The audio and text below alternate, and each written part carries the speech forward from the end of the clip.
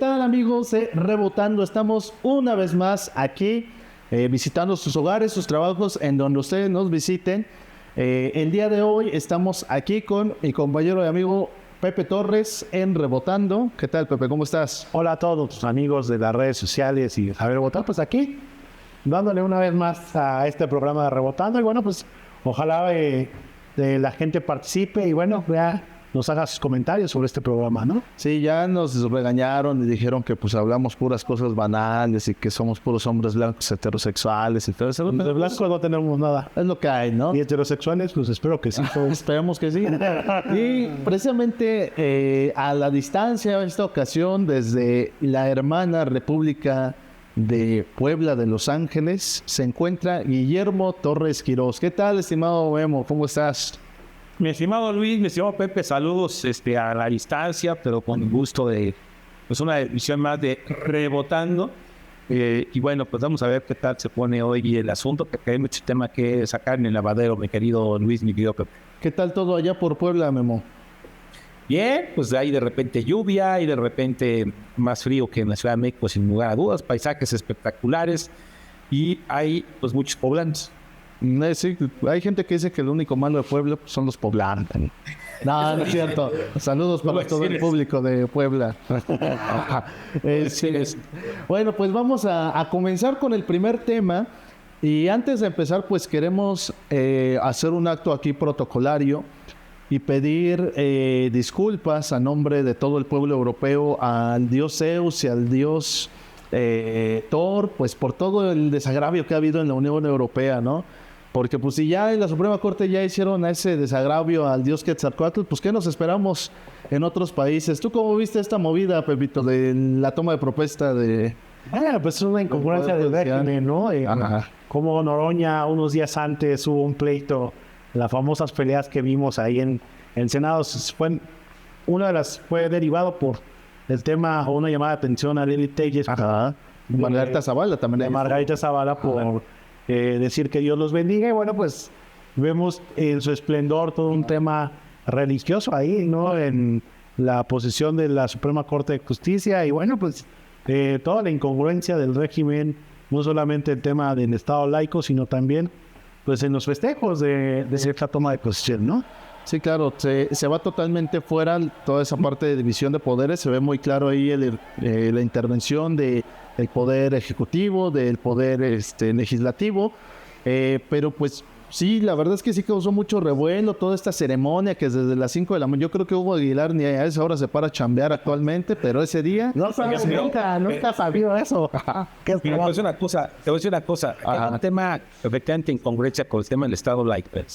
Pero aparte es muy sui generis, porque si hubo un presidente que decidió acabar con las comunidades rurales y además es ponerse a estudiar historia, que hizo la primera ley realmente contra el tema de los pueblos indígenas, y que no solamente eso, sino que él lo que más quería es que no se le considerara un indígena, fue Benito Juárez.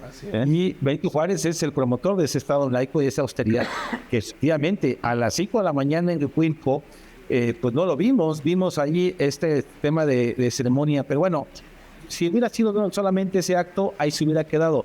El problema fue que después, a la hora ya de la toma oficial de la Suprema Corte, pues ya la hora en la que ya tomaron protesta, ahí sí es con los bastones de mando y con el incienso y con las limpias y con todos estos actos religiosos y de brujería, que ya quisiera yo que si, yo me acuerdo el escándalo que se hizo hace 25 años cuando Vicente Fox le regalaron un crucifijo y bueno, casi querían colgar a Fox y porque antes de tomar posición fue a misa. Bueno, pues aquí la gran pregunta es ¿dónde está esa congruencia de querer ser como Benito Juárez? Sí, efectivamente, o sea, me impresiona también la foto donde está ahí el cuadrote de Juárez atrás de la Suprema Corte. Y cómo utilizan esto, pues mediáticamente un poco el tema de no, pues es que ahora sí ya van a estar los pueblos originarios, indígenas representados, con la realidad es que en el sur del país, pues se le están viendo duras los pueblos indígenas, los están corriendo las mafias inmobiliarias allá en Yucatán, están huyendo a Guatemala por el tema de la seguridad, o sea, como que no hay tanta congruencia, o sea, no hay congruencia ni en el discurso de indigenismo, ni en el Estado laico, y mucho menos en una supuesta división de poderes que ahora sí va a haber justicia en el país. No, y también hay que preguntarles a ver a los indígenas si se sienten representados por esta Suprema Corte de Justicia como tanto lo canta el gobierno, ¿no? Claro. Porque la realidad es otra. Pero ¿no? ves, si Loreta Ortiz representa a los pueblos indígenas, fue bien Esquivel. Como diría mi digo- jefa, esto sí es de Peñita Penón. Pero sí, a ver, es que fíjense, a ver, se pone mucho énfasis en el señor Hugo Aguilar, pero resulta que el resto de los integrantes de la corte, tú los ves en la ceremonia pues están riendo, porque saben cuando les dan el bastón de mando, saben que pues es Está haciendo un ridículo, o sea, para ellos es hacer el ridículo nomás. pues ese cotorreo, ese cotorreo. Ese cotorreo y también un tema que hace unos meses, no sé si recuerdan, se hizo un escándalo. Se también está en su plena expresión en el tema de la brujería, en el tema del gobierno, ¿no? O sea, honestamente esto va más allá que el hecho de que lo practiquen. No solamente lo practican, sino lo llevan a eventos oficiales, ¿no? Y ese es otro tema, ¿no? Sí, porque, o sea, ahorita resaltó mucho, pero hay que recordar que en la toma de posición de Claudia Sheinbaum también hubo una ceremonia similar. Y todo este tema de... Obrador, Sí, claro, también. Que baile de chamán. Es decir, es algo que ya viene trabajando. Sí, sí, es un tema muy cañón porque, o sea, no solamente es el tema de las deidades aztecas y todo este rollo, sino también hay un tema, un sincretismo muy cañón ahí de santería, de brujería, todo este rollo. Y pues no olvidemos que también quienes son muy afines a este tipo de prácticas pues son el propio crimen organizado, ¿no? Recordemos ahí en el trágico Rancho Izaguirre, pues que tenían sus altares santeros y a la llamada muerte y todo este rollo.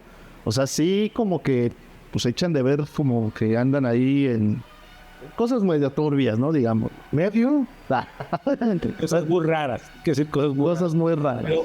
Pero fíjate que no es exclusivo del gobierno de México, sino, por ejemplo, hay que recordar que Hugo Chávez tenía la tradición de poner un lugar vacío para Simón Bolívar, porque decía que el espíritu de Bolívar estaba presente en cada evento. Entonces había comidas donde ponían hasta tenían que servir la comida ahí. Algo parecido, déjenme decirles, López Obrador con esa admiración a Benito Juárez. Incluso la semana pasada se publicó una columna de Rubén Moreira, el coordinador de los diputados del PRI, en el que afirma que pues le contaron en Palacio Nacional que López Obrador, cuando tenía insomnio, que era seguido, pedía que le abrieran el museo donde estaba las pertenencias de Benito Juárez ahí en Palacio Nacional, ¿no? Y que incluso se sentaba en la cama de Benito Juárez y que hacía como un estilo de oración y que incluso hasta plática con Benito Juárez. Entonces, y recordar que el presidente Madero pues era espiritista, Espiritista, que decía que le hablaba a Hidalgo y Juárez, ¿no? Sí, claro. Se comunicaba para ver cómo gobernar. Oye, pero aparte también hay un podcast que recomiendo, creo que es no sé si fue en el de Pepe y Chema, en este podcast, donde vi un tema justamente como de santería y que habla esta persona que es una mujer y dice que, bueno, pues que López Obrador es un desobediente al tema de la santería, que él practica la religión y hace estos temas, y que bueno, pues ahí fue donde, o él tiene un tema de una desviación después de asumir el tema del bastón de mando.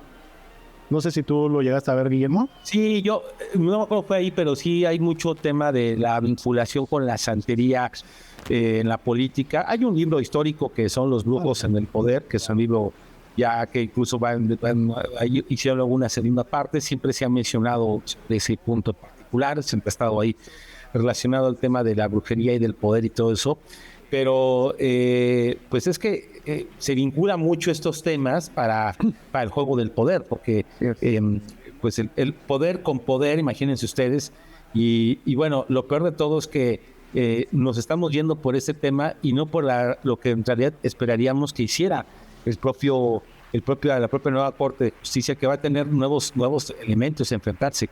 ¿Qué va a pasar con la demanda de Pío López Obrador a Latinus por difamación que pide 400 millones de pesos? ¿No? ¿Qué va a pasar con el caso de Ricardo Salinas Pliego? cómo van a resolver ahora este caso del huachicoleo fiscal que está pasando con los marinos. Es decir, tienen varios temas que resolver una corte que sí la vemos sumisa. Y nada más para cerrar ahí este comentario, una de las cosas más lamentables que pasaron la semana pasada es que fue, la antepasada, perdón, fue la famosa comida de los 300 líderes. Estaba anunciado que Hugo Aguilar iba a ser el conferencista estrella y no se presentó, y el argumento es que me citó la presidenta Claudia Sheinbaum a una reunión. ¿Cuándo hemos visto eso? Yo me acuerdo cuando el ministro Mariano Azuela se corrió el chisme de que había ido a Los Pinos para hablar con Vicente Fox del desafuero. Bueno, pidieron su destitución, hubo actos de desagravio contra Azuela. Bueno, pues aquí ya la vemos esa sumisión. Sí, también ya se echaron, para ir cerrando el tema, ya echaron a sacar el cobre, ¿no? Ya empezó a haber ahí bastante nepotismo en las filas de esta nueva y honesta Suprema Corte de Justicia. Y justamente el Reforma sacaba un encabezado que decía, ahora sí que todo el poder, ¿no? Y esta imagen donde estaban los tres poderes, pero pues, realmente se ve que quien lleva, ahora sí que la voz cantante, pues es la presidenta Claudia Sheinbaum, ¿no? Efectivamente, pues precisamente continuando con el tema de la presidenta Sheinbaum, pues también rindió su primer informe de gobierno, o el séptimo de López Obrador. Pues un tema que ya realmente ha perdido mucha importancia realmente, ¿no? Antes, yo no recuerdo, a mí no me tocó, no tengo memoria, pero que hasta era un día de asueto para que todo el mundo escuchara el informe presidencial. Debo corregirte, no solamente era una tarea en todas las escuelas, no sé si Guillermo lo llegó a hacer, es el resumen, el informe presidencial. Y la verdad es que era un tema protocolario y inclusive hasta padre en algunos de los aspectos, ¿no? Porque era también padre porque uno no iba a clases, Pepe, eso era lo padre. También era padre cuando veías cómo le contestaban el informe, la oposición. Bueno, es que te tocó la parte divertida, tú estabas chavo cuando se dio la famosa legislatura, la 57 legislatura, la 53 legislatura, cuando hubo el PRI dejó de tener mayoría y se hizo el bloque opositor, y fue la primera vez que le contestó alguien de oposición a Zedillo. En aquella ocasión fue Carlos Medina Plasencia, y fue Porfirio Muñoz Ledo el que le contestó aquel informe a Zedillo, que tuvo que tragar sapos porque ahí a su cara. Y después se fue haciendo shows. Uno de ellos fue cuando a Vicente Fox no le dejaron dar su informe. Pero efectivamente, antes yo me acuerdo mucho más niño, pues eran informes muy largos en los que no se decía, se decían cifras y hablaba mucho y no se decía nada. Efectivamente, y no iba uno a clases, se suspendían las actividades, las labores.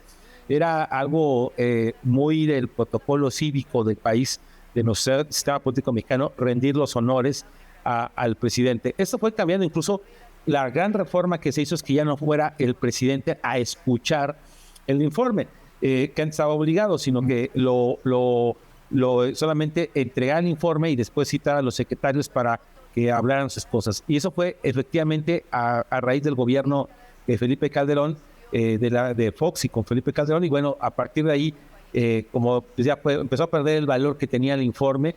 Y sí, efectivamente, te dejaban en escuela la tarea de tener que hacer un resumen del informe. Claramente uno copiaba las primeras palabras y ya nadie iba a leer semejantes atrocidades. Pues Andrés, pero tú, si no mal recuerdo, Memo, tenías ahí unos datos curiosillos de como que cuántas veces dice Claudia Sheinbaum la palabra López Obrador, transformación. Dijo 4 veces Andrés Manuel López Obrador, que aparte que decir una cosa, dice presidente López Obrador, no dice el expresidente, sino el presidente Andrés Manuel López Obrador. Dijo 4 veces cuarta transformación y dijo 4 veces la palabra continuidad. Es decir, fueron las que hizo referencia en particular. Y por cierto, ya aprovechando para meterle sal a la herida, lo interesante del informe es que le dedicó palabras especiales solamente a 2 secretarios, que les echó muchas porras. A Rosa Isela Rodríguez, la secretaria de Gobernación, y a Omar García Harfuch, que me parece presidente 2030. Hizo su delfín, o por el momento es el delfín para el 2030.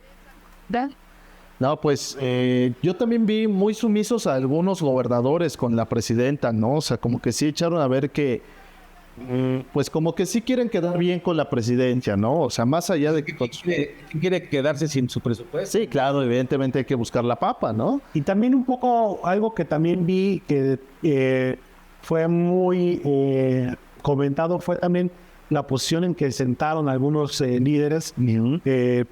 Por ejemplo, creo que Noroña se encontraba hasta ahí tengo una imagen, hasta segunda o tercera fila. O sea, sí hubo, esto comunica todo en política, ¿no?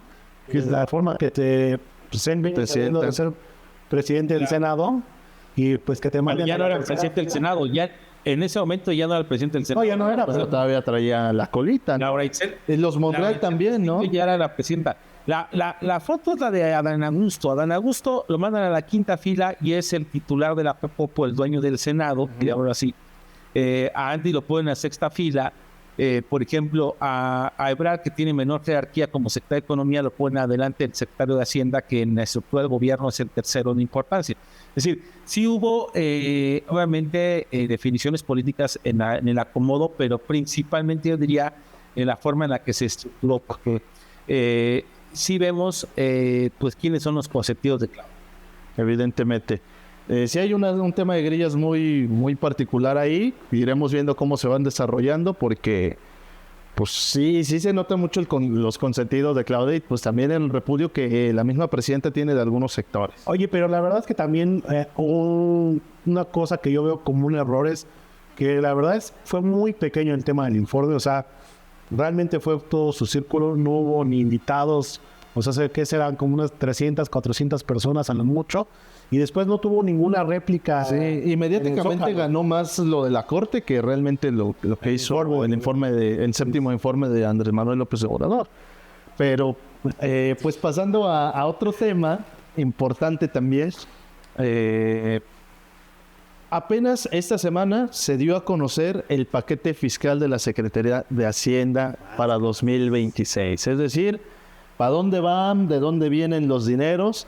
Y pues ya empezó a generar indignación. Yo sí he de decirles que personalmente estoy muy indignado porque se van a aumentar impuestos a todo lo que para refrescos, impuestos para cigarros, con la supuesta idea ahí rarita de que, no, pues si está más caro la gente no lo compra, ¿no? Pero si supieran las mañas de la gente, impuestos a videojuegos también, o sea... Yo sí me siento indignado, pero todo lo que nada más falta que le pongan impuestos a las güeritas de voz rasposa para que todo lo que me guste ya esté más caro, o sea, no manchen. Este es el supuesto de que, pues bueno, el tema de los videojuegos, esta Claudia Sheinbaum parece la tía panista católica que, no, son los juegos del diablo y los que generan la violencia. Como si no hubiera todo un sistema que está obligando a jóvenes y niños a acercarse a la violencia. Pero a ver, ¿qué más podemos encontrar en este nuevo paquete, Memo? Bueno, pues para empezar, es un gobierno muy optimista porque calcula que vamos a tener un PIB del 2.8%. Y una deuda de más del 50% también. Así es, y donde los programas sociales se llevan más del 60% del dinero, el presupuesto de egresos, y la parte de inversión más o menos un 20 y tantos %. Sí hay una dinámica de continuidad en ese sentido, pero yo sí veo mucho optimismo, por ejemplo, en el precio del barril de petróleo. En puro sueño, pues. Hay mucho sueño dentro de la dinámica, por supuesto. Obvio, lo mediático es lo que acabo de mencionar, los impuestos para todo tipo de productos, pero en el fondo es dejar muy en claro que los programas sociales son intocables. Y aquí habría que decir una cosa que casi no se menciona, pero también hay un fuerte incremento en el tema de seguridad, en la inversión en el tema de seguridad, que cada vez Omar García Harfuch se parece más a Genaro García Luna que a la educación. ¿No? Es decir, ¿en los nexos o en la chamba? Me refiero de la forma de trabajar el tema de la seguridad. Eso me refiero. Oye, tú, Pepe, ¿qué dices? ¿Qué dices? ¿Ya no vas a tomar coquita ahora que ya esté más cara? No, yo creo que la coca es indispensable en la vida de todos los mexicanos. Ajá. En México, perdón que te interrumpa, Pepe. En México está el pueblo que más Coca-Cola consume en todo el mundo. Sí. y aparte es uno de los lugares más pobres, ¿no? Así es. Pero como bien dice Guillermo, la verdad es que el tema es sobre dar en las dádivas es el número uno el tema de la pensión a los adultos mayores y el número dos el tema de a los jóvenes, que bueno, pues se la va a cobrar cuando regresen el dinero comprando videojuegos, Coca-Cola y cigarros, ¿no? Claro. Que es para muchos de ellos, para lo que lo ocupan, ¿no? Y también, pues vimos también esa imagen que estamos viendo en pantalla cuando recibieron el presupuesto para el 2026, pues ya lo recibió la nueva presidenta del Congreso y como que, no sé, yo cuando estaba viendo la imagen, vi como que medio desenganchado a Monreal, como que esperaba el recibirlo. Pero al final de cuentas el secretario... y hasta Kenia se ve un poquito incómoda también al recibirlo. Y bueno, dicen que llegó tarde ya este tema. Pero creo que aquí el tema central, que es lo que dice Guillermo, en dónde van a poner las canicas, dónde ven este tema, porque también creo que poco a poco vamos a ver, y hay que revisarlo, pues ya lo ven en el tema de presupuesto, pero también ver el tema de la seguridad, porque recordemos que todavía falta otro año para las próximas elecciones y yo creo que van a ir preparando el camino para poder... Sí, no, a ver, hay una realidad, no hay elecciones, el presupuesto por eso va cargado mucho los programas sociales. Imagínense en el 27 cómo va a venir cargado todavía más los programas sociales. Eso sí es algo que hay que considerar y ojo porque sigue siendo el programa de adultos mayores el que más dinero se lleva, pero ahí va la beca Rita Cetina, va a fuerza, sí.